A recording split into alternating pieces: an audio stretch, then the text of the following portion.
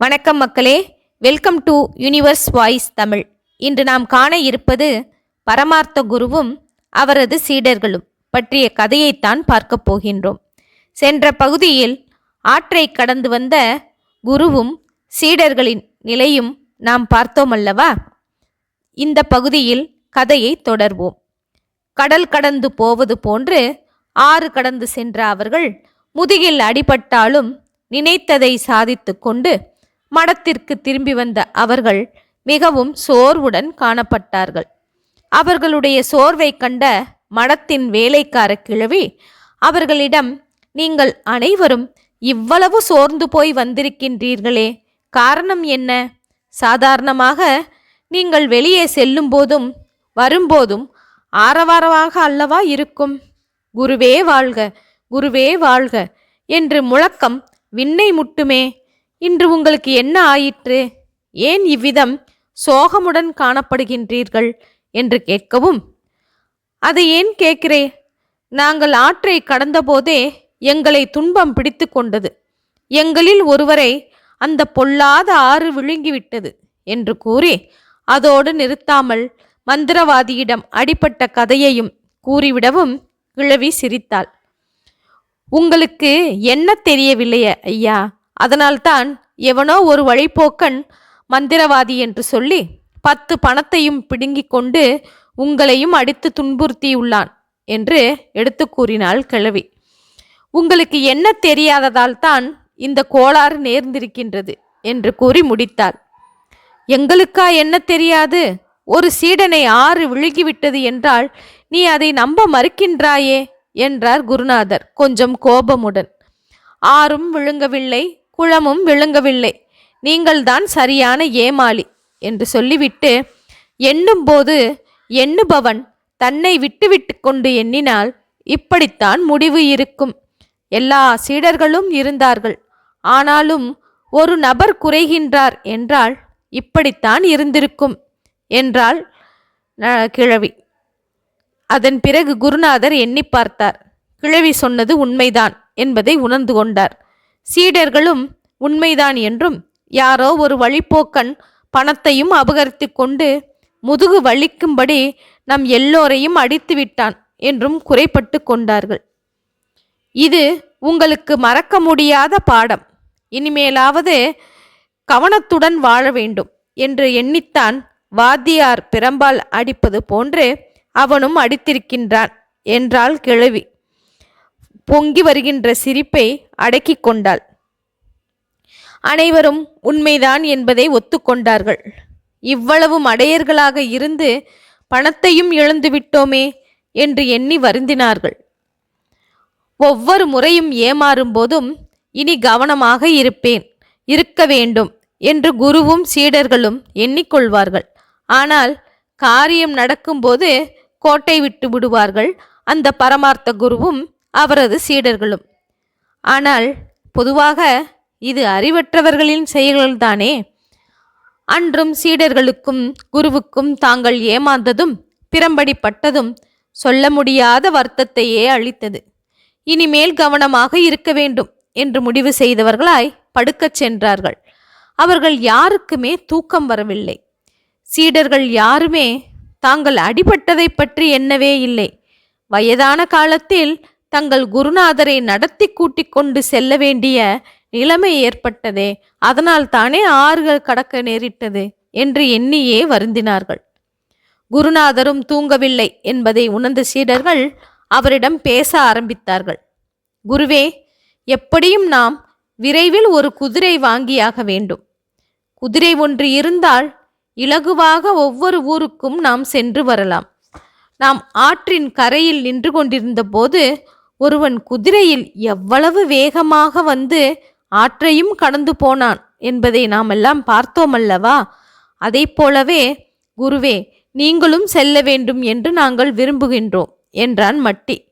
இவ்விதம் அவன் கூறவும் மற்ற சீடர்களும் அதற்கு ஆமாம் ஆமாம் என்று தலையாட்டினார்கள்.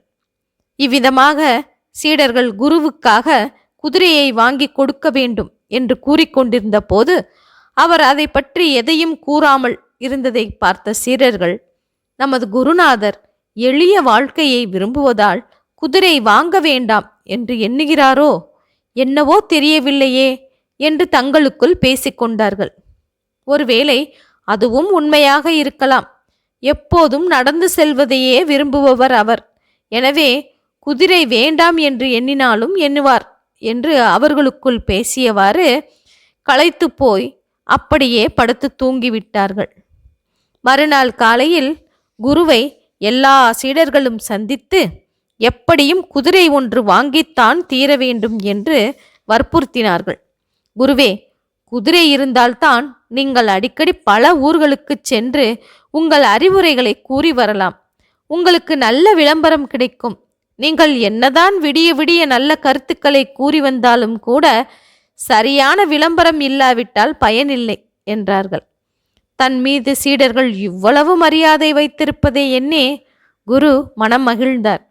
சரிங்க சீடர்களே, குதிரை வாங்குவது என்பது அவ்வளவு எளிதான காரியம் அல்லவே.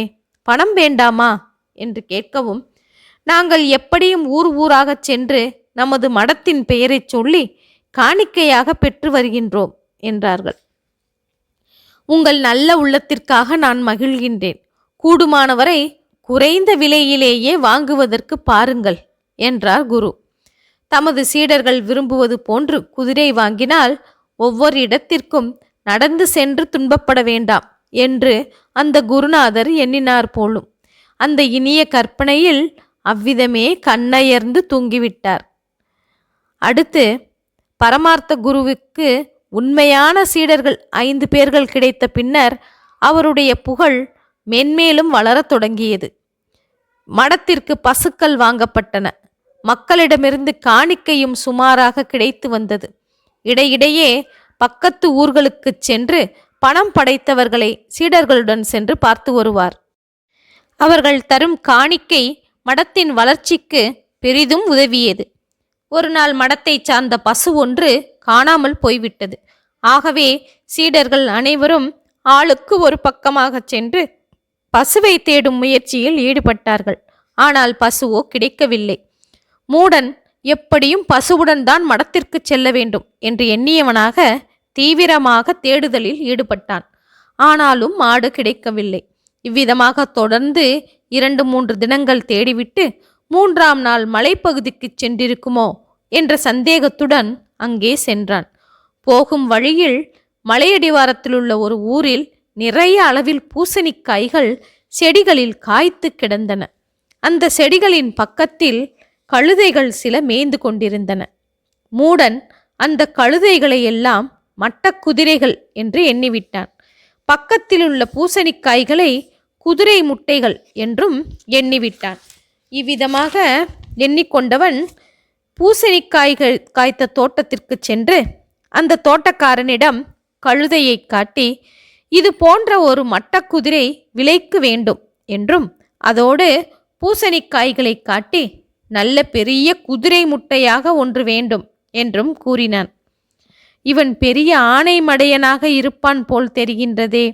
பூசணிக்காயை போய் குதிரை முட்டை என்கிறானே, கழுதையை போய் மட்டக்குதிரை என்று கூறுகின்றானே என்று தோட்டக்காரன் நினைத்து கொண்டான். பின்னர் மூடனிடம் தோட்டக்காரன் பேச்சு கொடுத்தான். ஐயா, தங்களை பார்த்தால் பெரிய அறிவாளி போல தெரிகின்றீர்களே. குதிரையையும் குதிரை முட்டையையும் எவ்வளவு எளிதில் அடையாளம் கண்டுபிடித்து விட்டீர்கள் என்றான். இவ்விதம் மூடனிடம் தோட்டக்காரன் கேலியாக பேசியதன் போது அதை உணராத மூடன் அவரோ தன்னை பற்றி மிகவும் பெருமையாக பேசியதாக எண்ணிக்கொண்டான். தான் பரமார்த்த குருவின் சீடர்களில் ஒருவன் என்று பெருமையுடன் தன்னை அறிமுகப்படுத்தி கொண்டான். பரமார்த்த குருவின் சீடர்கள் மொத்தம் 5 பேர்கள் என்றும், அந்த 5 பேர்களும் 5 மணிகள் என்றும் மிகவும் பெருமையுடன் பேசிக்கொண்டான். அறிவில் சிறந்தவர்கள் என்றும் தற்பெருமை பேசினான். பூசணிக்காயை பார்த்து குதிரை முட்டை என்று கூறிய போதே அவனுடைய அறிவு திறமையை தாம் அறிந்து கொண்டதாக மனதிற்குள் எண்ணிக்கொண்டான் தோட்டக்காரன். அதன் பின்னர் குதிரை முட்டையை அடைக்காப்பது பற்றி கேட்டான். இந்த முட்டையிலிருந்து எத்தனை தினங்களுக்குள் குஞ்சு வெளியாகும் என்றும் கேட்டான். அதற்கு குறைந்தது 30 நாட்களாவது நல்ல முறையில் அடை காத்தால் குஞ்சு வந்துவிடும் என்றும், இவ்விதம் அடை காப்பது நன்மை தருவதாகும். மேலும் நல்ல குதிரை குட்டி அதிலிருந்து வெளியே வரும் என்றும் தோட்டைக்காரன் சிரிப்பை அடக்கிக் கொண்டு சொல்லிக் கொண்டிருந்தான். அதன் பின்னர் தனக்கு ஒரு பெரிய நல்ல முட்டை ஒன்று வேண்டும், அது என்ன விலை என்று விசாரித்தான் மூடன். தாம் இப்போது யாருக்கும் குதிரை முட்டைகளை விற்பது இல்லை என்றும், பரமார்த்த குருவின் சீடர் என்று கூறுவதால் ஒரே ஒரு முட்டையை வேண்டுமானால் தருவதாகவும், அதன் விலை 5 பணம் என்றும் கூறினான். இவ்விதமாக 5 பணம் என்று கூறியதும், அவ்வளவு விலை என்னால் தர முடியாது என்றும், மற்ற மடாதிபதிகளைப் போல பரமார்த்த குரு அவ்வளவு வசதி உள்ளவர் அல்ல என்றும், எனவே கொஞ்சம் குறைத்து கொள்ளுங்கள் என்று கேட்டபோது 3 பணங்களுக்கு தருவதாக தோட்டக்காரன் இசைந்தான். தொலைந்து போன பசுமாட்டை தேடப்போன மூடன் குதிரை முட்டையை விலை பேசிய கதையை பார்த்தோமல்லவா? இந்த பரமார்த்த குருவும் சீடர்களும் கதையின் தொடர்ச்சியினை அடுத்த காணொளியில் காணலாம். இதுவரை எனது யூனிவர்ஸ் வாய்ஸ் தமிழ் சேனலை சப்ஸ்கிரைப் செய்யாதவர்கள் சப்ஸ்கிரைப் செய்து கொள்ளுங்கள், ஷேர் செய்யுங்கள், மறக்காமல் லைக் செய்யுங்கள். ஓகே மக்களே, நன்றி, வணக்கம்.